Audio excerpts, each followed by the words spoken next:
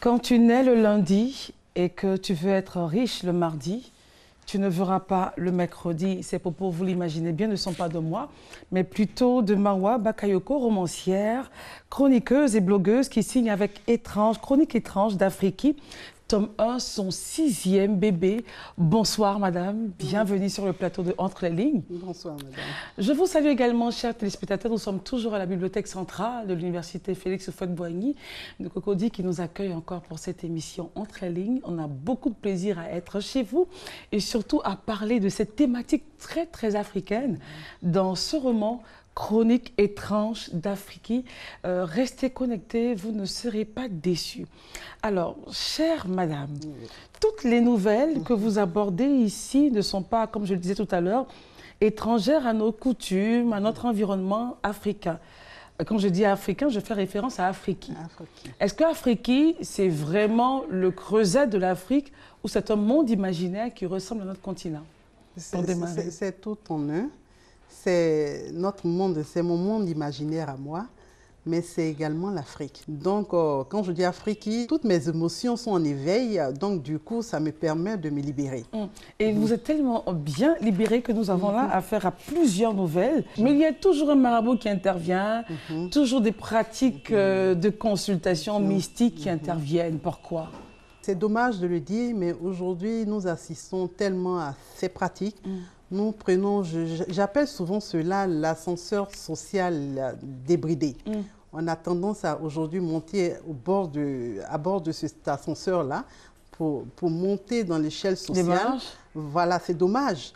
Et donc, je le dis souvent, on peut croire ou ne pas croire, mais c'est la réalité de l'Afrique. Et cette réalité est tellement brutale que l'ascenseur, par un moment donné, il redescend sans crier gare. Mais de la façon la plus brutale. Absolument. L'ascenseur s'arrête parfois. Et souvent, quand l'ascenseur s'arrête à un niveau donné, vous avez le tourner et souvent, c'est difficile de remonter. Ouvrons les pages du livre et arrêtons la page 43. Je l'ai lu tout à l'heure. Quand tu nais le lundi et que tu veux être riche le mardi, tu ne verras pas le mercredi. Dans cette œuvre-là, vous parlez des paris, vous parlez de l'argent pressé. C'est quelque chose qui vous touche. C'est une thématique très actuelle. Oui, c'est une thématique actuelle. Avec ces brouteurs, avec ces jeunes aujourd'hui qui veulent tout mettre. Et vous avez dit gagner, gagner, perdu, perdu. Gagner, gagner, perdu, perdu. Rouge gagne, noir perd. Cette nouvelle particulièrement me touche parce qu'elle concerne un peu mon vécu. Ma mère qui était grande commerçante au marché de Makori depuis les années 50-60 par là. Alors, on recueillait souvent chez nous, on avait des dépendantes à l'arrière de la maison. Nous recueillions souvent des immigrés qui venaient souvent en basse-côte, qui venaient du Mali, qui venaient de la Haute-Volta à l'époque. De la Guinée, et souvent qui arrivaient à, je dirais, à se reposer un moment. Avant de repartir. Il y a certains qui allaient même plus loin, qui allaient souvent jusqu'en France. Mais ceux qui restaient sur place souvent trouvaient, en tout cas très souvent, refuge. Donc cette diaspora-là, il y a eu tellement d'histoires. Voilà, des histoires, des belles histoires que j'ai vécues avec ces personnes qui sont passées chez nous. Et puis un particulièrement, mais qui n'habitait pas chez nous, mais qui était le portefeuille de maman, qui faisait partie des bagages de maman au marché et puis qui les ramenait le soir. Ce vieux portefeuille était un homme pétri de sagesse. C'était un homme pétri de sagesse et il avait fait son temps. Il s'apprêtait à retourner au Mali, se reposer après toutes ces années de service dans la République de Côte d'Ivoire. Et pour lui, il fallait assurer la relève. Donc, et la relève, il fait venir quelqu'un. Il fait venir son neveu. Malheureusement, son neveu nous mîmes du temps à comprendre un peu ses nouvelles aspirations. Il était porté sur les jeux du hasard. À cette époque, chose vraiment extraordinaire, il était porté sur les choses du hasard. Et comme vous l'avez dit tout à l'heure, on ne va pas dire la fin. On ne dira pas la fin. Voilà, mais l'adage qui revenait souvent, chaque fois quand le portefeuille venait s'asseoir auprès de maman, il disait, ah, gars, je te dis, quand tu veux, tu nais le lundi et que tu veux être riche le mardi. Et je termine comme ça. Il disait à ma mère, Wallah, Yaga, tu ne verras pas le mercredi. Et ça m'est resté. Et j'ai voulu faire cette nouvelle particulièrement pour toucher les jeunes. Pour toucher ces jeunes-là qui sont un peu trop pressés. Pour dire que quand on naît, on s'assoit d'abord. On fait les 4 pattes, on se lève avant de se mettre à marcher et à courir. Mais on ne naît pas immédiatement et puis s'apprêter à courir. Il faut se dire qu'il y a un temps pour chaque chose. Donc le boutage, ou alors l'argent vitesse, ou alors la corruption rapide pour se faire des sous, ça ne paye pas. À la page 47, le titre « Mon coupable silence ». Alors là, ça m'a bouleversée parce que je me dis pourquoi l'auteur fait passer Modibo par toutes ses douleurs et ses souffrances. Je l'ai dit, ces nouvelles, il y a plusieurs nouvelles qui me sont proches. Je l'ai également reçue, cette nouvelle, à l'époque. C'est une histoire vraie. C'est une histoire vraie. Comme celle que vous venez dont Tout à fait. Je l'ai également reçue d'un ami qui était à l'époque proche de cette personne, qui finalement, la personne ne vivait pas en Côte d'Ivoire, mais a fini sa vie là. La personne a migré finalement du Mali jusqu'en Côte d'Ivoire et la personne a finalement fini sa vie. Lala, l'histoire de Lala, je dirais, ça pourrait inspirer beaucoup de femmes. Parce que Lala a commis ce que j'appelle un peu une faute, entre guillemets, passagère. Elle a commis l'adultère. Mais qui lui a pris sa vie. Qui lui a pris sa vie parce que souvent on te dit la mort est mieux que la honte. Et cet adage-là pourrait s'appliquer à Lala. Parce que Lala, surprise par son époux qui n'a pas voulu dévoiler ce qu'il avait vu, a été rongé au fil des jours, au fil des mois. Il a continué à être avec elle de façon normale, à parler avec elle, jouer avec elle, rigoler avec elle, et même aller avec elle. Et même aller avec elle, sur le, je dirais, le lit conjugal. Sur le lit conjugal. Le même lit conjugal. Le même lit conjugal où a été commis le forfait. Et dire que la femme, il y a une forme de dignité qu'il faut avoir. Et là, c'est vrai qu'on va lui jeter la pierre pour l'acte qu'elle a commis. Mais doit-on indexer ces mariages qui se font à un âge assez, on va dire, pas très mature pour la femme? Lala était très jeune quand elle se mariait. Connaissait-elle les tenants, les aboutissants de cette relation dans laquelle elle entrait? Tout à fait, parce que Lala s'est mariée, je dirais entre guillemets, c'était un mariage forcé. Parce que c'est pas qu'elle a aimé Modibo, elle n'a jamais rencontré Modibo. Ça a été un mariage décidé par deux familles. Et du coup, je me dis, voilà... Ça nous interpelle. Ça nous interpelle. Et donc Lala, quelque part, n'avait pas fini sa jeunesse. Et on assiste à des drames. À des drames. Et c'est le cas de Lala. Alors, une autre nouvelle, et je vous le dis, chers téléspectateurs, en tout cas, merci de votre fidélité. Vous êtes à Entre les lignes. Et avec beaucoup de plaisir, nous sommes en compagnie de Madame Marwa Bakayoko, romancière, chroniqueuse et blogueuse. Matouré. Alors, Matouré, franchement, quand j'ai lu cette œuvre, pour nous, personnellement, moi j'ai grandi à Adjamé, dans l'environnement de la grande mosquée d'Adjamé, passé pratiquement toute ma vie là-bas, mon adolescence et tout. Je me rappelle de cet univers de griottes, de femmes avec des grands boubous, mais des griottes qui connaissaient l'histoire. Tout à fait. Qui savaient que Bakayoko a tel relent dans la famille, il y a eu telle histoire, les Bamba c'est ça, les Dambélé c'est ça, les Koné c'est comme ça. Mais aujourd'hui on assiste à autre chose. Oui, nous avons accepté une certaine forme de médiocrité dans laquelle baigne la société, dans une sorte, je dirais, de mensonge.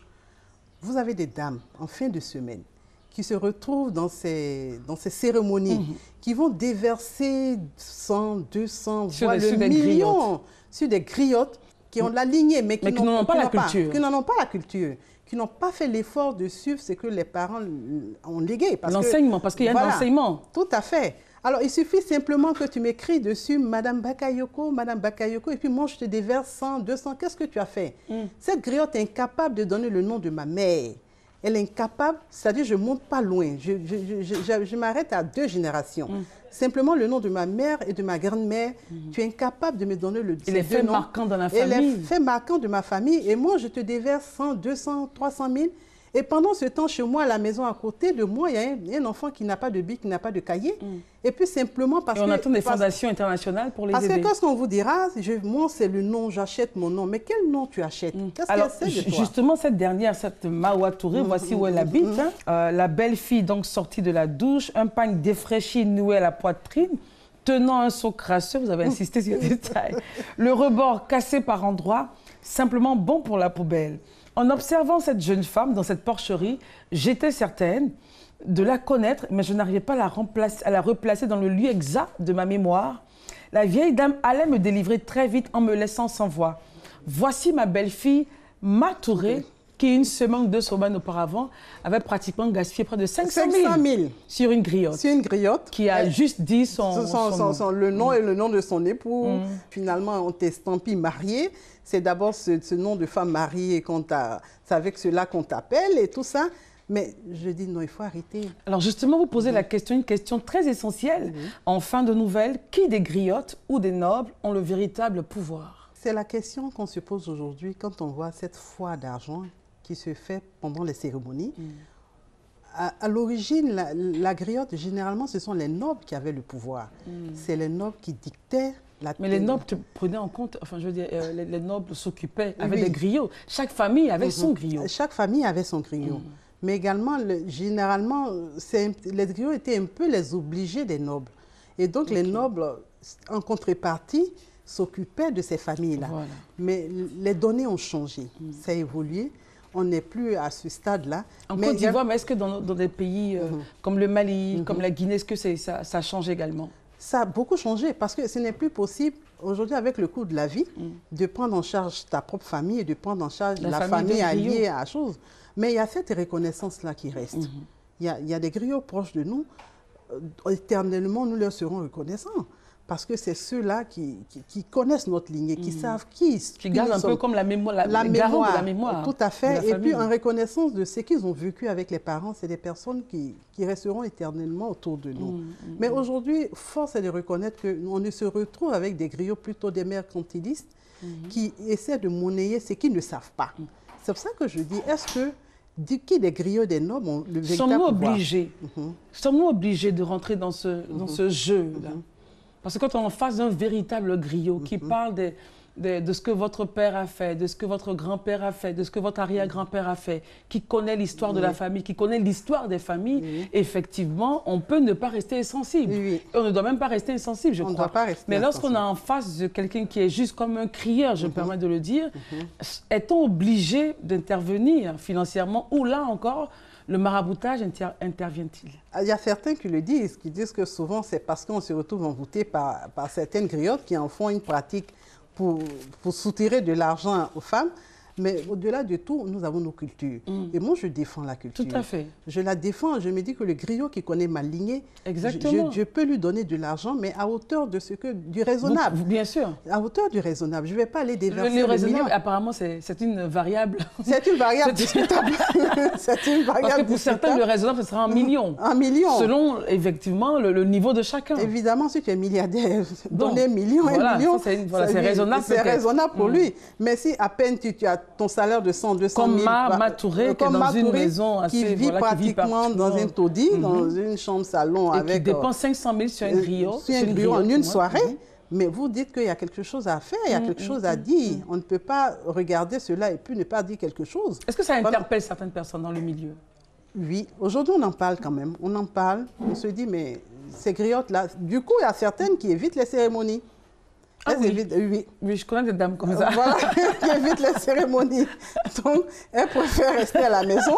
Alors, mais si elles doivent intervenir... Non, on ne peut pas rester éternellement à la maison. Voilà, non, il y a des cérémonies où vous ne pouvez pas vous dérober. Vous êtes obligé d'y être. Mais la plupart des cérémonies, on préfère rester chez soi.